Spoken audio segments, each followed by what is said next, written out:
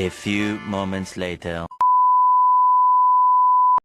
Halo semuanya, salam sejahtera buat kita semua. Kali ini saya mau mereview salah satu alat musik tradisional Minangkabau, yaitu bansi. Ini dia.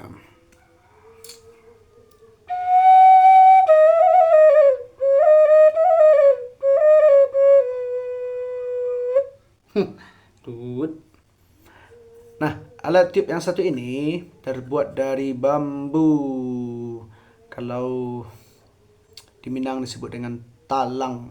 Dia lebih tipis daripada bambu. Terdiri dari 8 nada. Disebut juga dengan diatonis.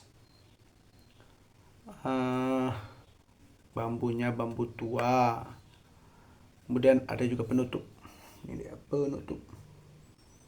Ada penutup.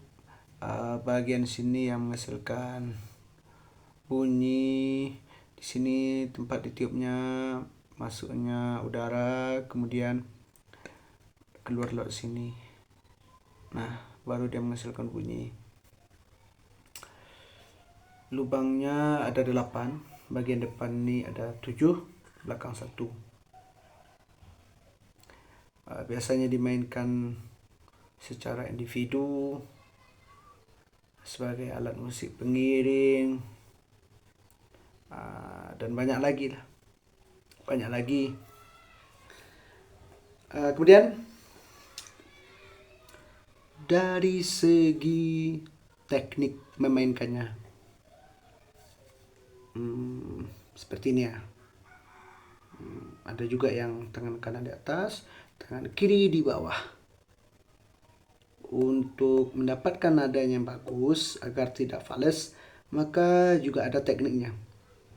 Seperti yang mau saya perlihatkan pada saudara-saudara ini semua. Nah, do, re, mi, fa. Kalau nggak kita tutup lubang yang nomor 3 ini, maka dia fals gini. Fals dia. Maka harus ditutup. Bisa juga bagian telunjuk ini setengah juga. Bagian telunjuk setengah, dibuka setengah. Nah, begitu juga pada nada le atau tet tet. Nah, bisa. Apalagi ya yang mau kita review dari alat ini? Nggak ada sih. Palingan ukiran ini tergantung kreativitas si pengrajin. Mau dibuat rumah adat, gambar apapun itu terserah, dan menambah nilai estetikanya. Bansi ini juga menjadi identitas bagi masyarakat Minangkabau.